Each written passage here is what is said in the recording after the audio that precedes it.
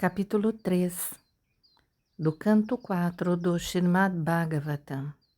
Conversas entre o Senhor Shiva e Sati. Om Namo Bhagavate Vasudevaya. Om Namo Bhagavate Vasudevaya. Om Namo Bhagavate Vasudevaya. Maitreya continuou. Dessa maneira, a tensão entre o sogro e o genro, Daksha, e o senhor Shiva continuou por um período consideravelmente prolongado. Quando o senhor Brahma nomeou Daksha o líder de todos os Prajapatis, os progenitores da população, Daksha tornou-se muito arrogante.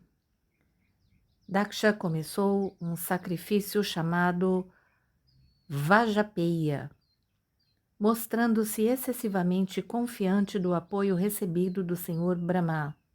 Ele então executou outro grande sacrifício chamado Brihaspati Sava.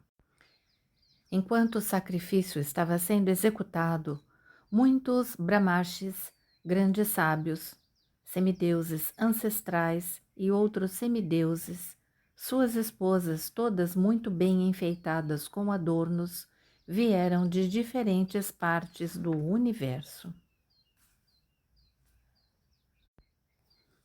A casta senhora Sati, filha de Daksha, ouviu os cidadãos celestiais voando no céu a conversar sobre o grande sacrifício que estava prestes a ser executado pelo pai dela.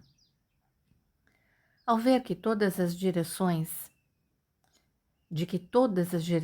as belas esposas dos sábios celestiais, com os olhos brilhando muito belamente, passavam próximas de sua residência e iam para o sacrifício, vestidas de roupas finas e adornadas com brincos e colares, com medalhões, ela aproximou-se de seu esposo, o mestre dos Bhutas, em grande ansiedade e falou o seguinte. Sati disse: Meu querido senhor Shiva, teu sogro vai agora executar grandes sacrifícios, e todos os semideuses, tendo sido convidados por ele, estão indo para lá. Se desejares, podemos ir também. Acho que todas as minhas irmãs devem ter ido a esta grande cerimônia de sacrifício juntamente com seus esposos, só para ver seus parentes. Eu também desejo enfeitar-me com os adornos que meu pai me deu e ir lá contigo para participar daquela assembleia. Verso 10. Minhas irmãs, as irmãs de minha mãe e seus esposos e outros parentes afetuosos devem estar reunidos ali. Portanto, se eu for, poderei vê-los, e poderei ver as bandeiras tremulantes enquanto os grandes sábios executarem o sacrifício. Por esses motivos, meu querido esposo, é que estou muito ansiosa para ir. Este cosmo manifesto é uma criação maravilhosa da interação dos três modos materiais, ou da energia externa do Senhor Supremo. Esta verdade é plenamente do teu conhecimento. Todavia, eu não passo de uma pobre mulher e, como sabes, não sou versada na verdade. Portanto, desejo ver minha terra natal uma vez mais. Ó nunca nascido, ó pessoa de pescoço azul, não somente meus parentes, mas também outras mulheres, vestidas com boas roupas e enfeitadas com adornos, estão indo para lá com seus esposos e amigos. Vê só como suas esquadrilhas de aeroplanos brancos tornaram todo o céu muito belo. Lendo pequenas partes do significado desse verso 12. O Senhor Shiva é chamado aqui de Abhava, que significa aquele que nunca nasceu. Embora geralmente ele seja conhecido como Bhava, aquele que nasceu. Rudra, o senhor Shiva, realmente nasceu de entre os olhos de Brahma, que é denominado Svayambhu, por não ter nascido de nenhum ser humano ou criatura material, senão que diretamente da flor de lótus que cresce do abdômen de Vishnu.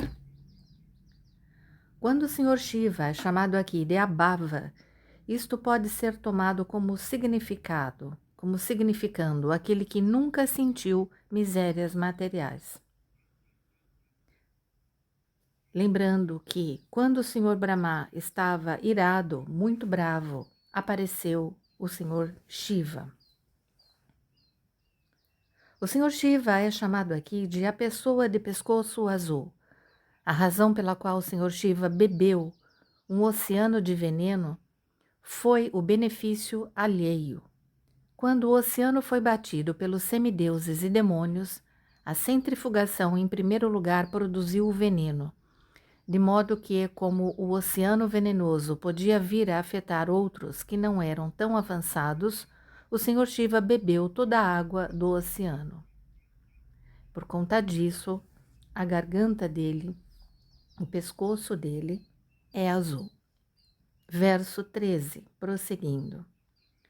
Ó melhor dos semideuses!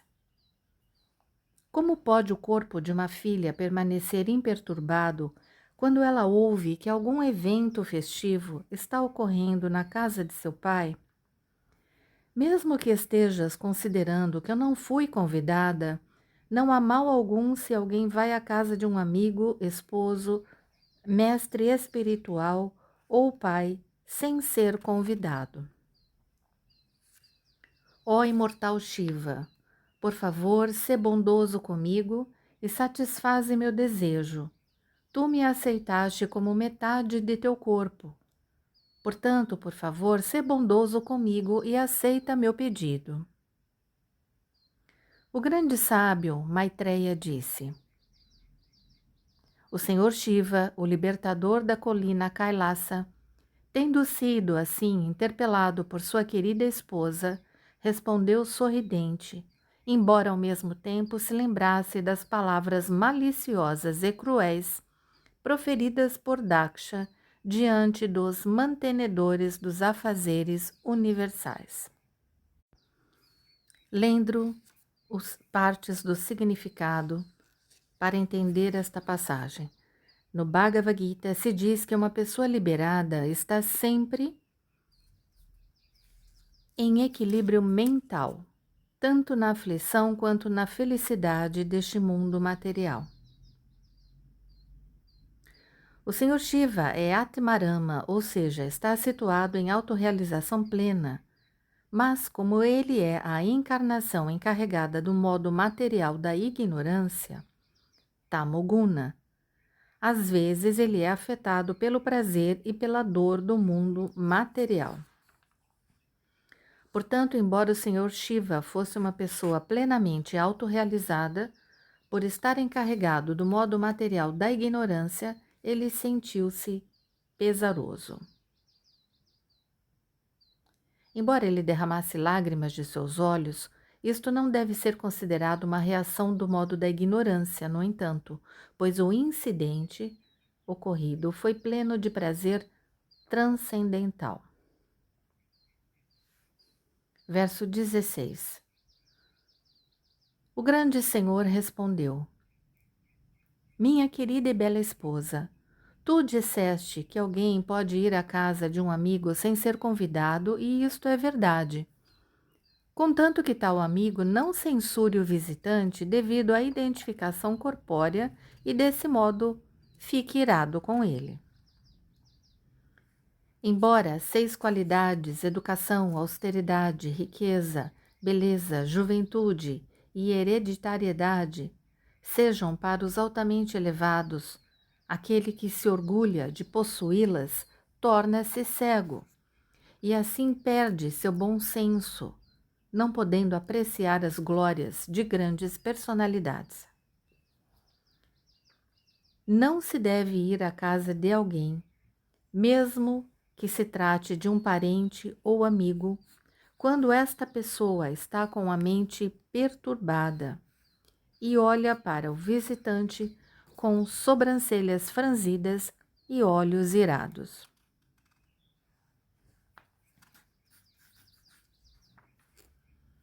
O Senhor Shiva continuou: se alguém é atingido pelas flechas de um inimigo, não fica ferido como quando é cortado pelas palavras ásperas de um parente, pois esse pesar continua a lacerar seu coração dia e noite. Verso 20. Minha querida esposa de tez branca, é claro que dentre as muitas filhas de Daksha és a preferida. Todavia, não serás honrada na casa dele por seres minha esposa. Ao contrário, ficarás pesarosa de estares ligada a mim. Uma pessoa conduzida pelo falso ego e assim, sempre aflita, tanto mental quanto sensorialmente, não pode tolerar a opulência de pessoas autorrealizadas. Sendo incapaz de elevar-se ao nível de autorrealização, ela inveja essas pessoas tanto quanto os demônios invejam a suprema personalidade de Deus.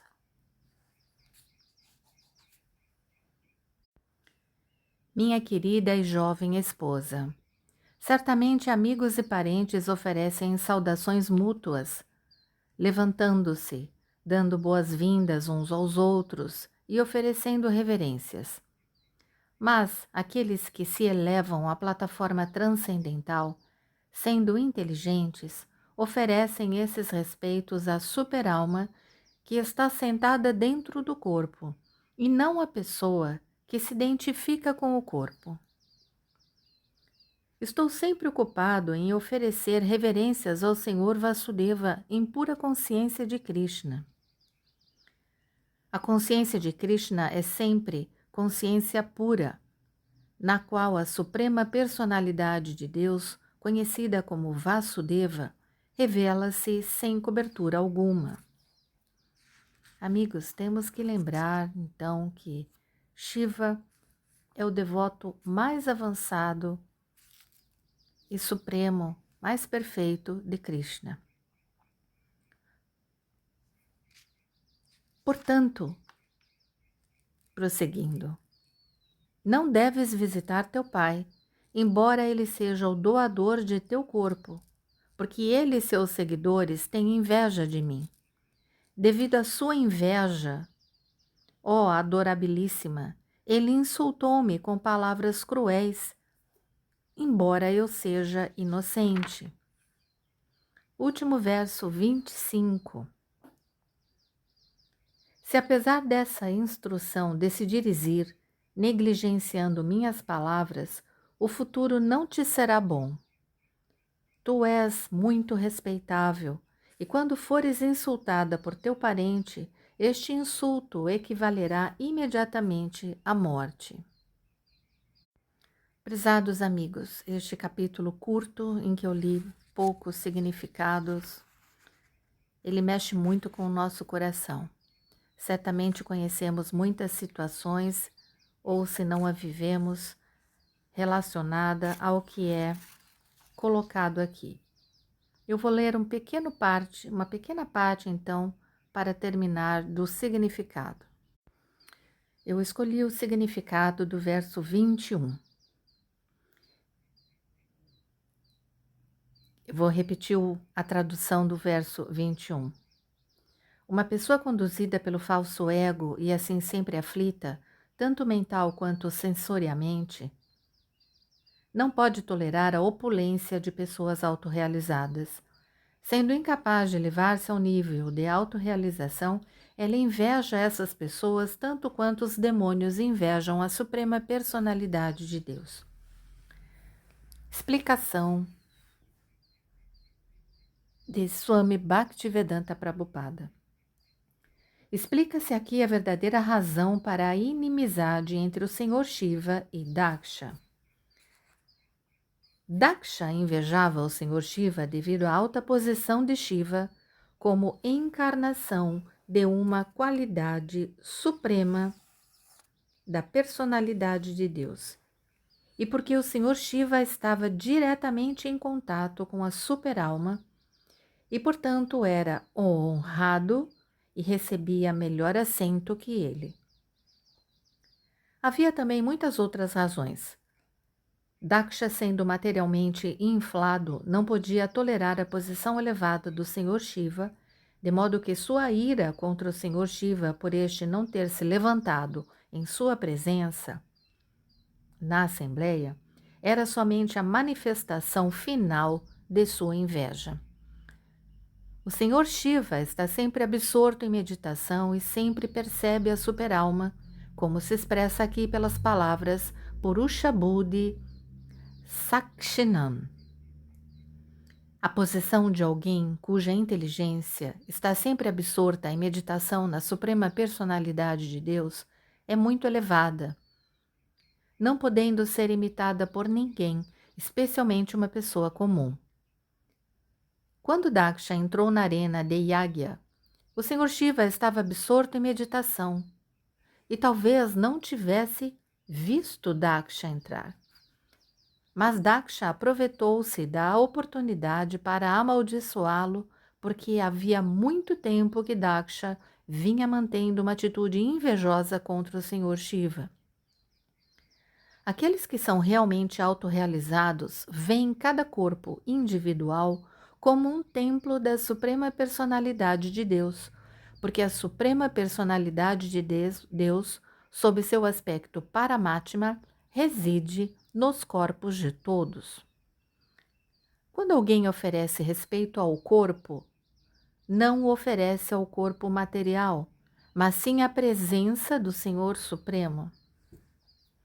De forma que quem sempre medita no Senhor Supremo está sempre oferecendo-lhe reverências. No entanto, como Daksha não era muito elevado, ele achava que as reverências eram oferecidas ao corpo material, e como o Senhor Shiva não ofereceu respeito a seu corpo material, Daksha ficou invejoso.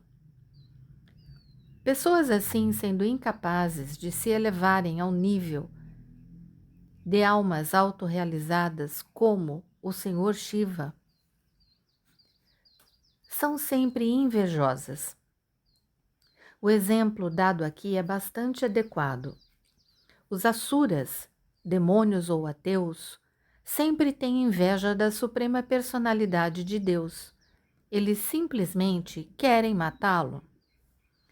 Mesmo nesta era, encontramos alguns supostos eruditos que escrevem comentários sobre o Bhagavad Gita que têm inveja de Krishna.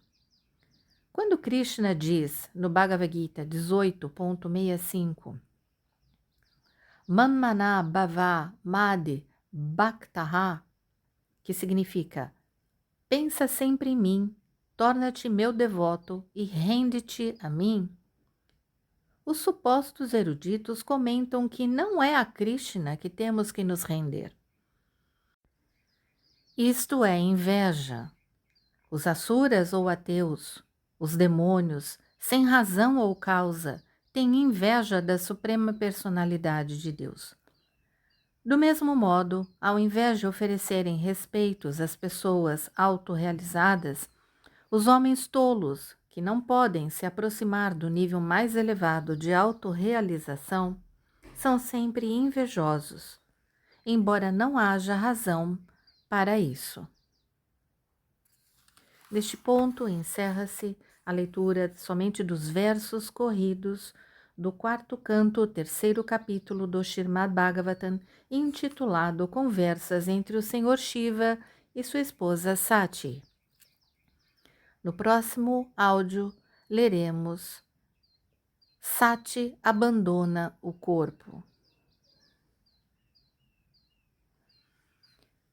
Om Namo Bhagavate Vasudevaya. Om Namo Bhagavate Vasudevaya. Om Namo Bhagavate Vasudevaya. Hare Krishna.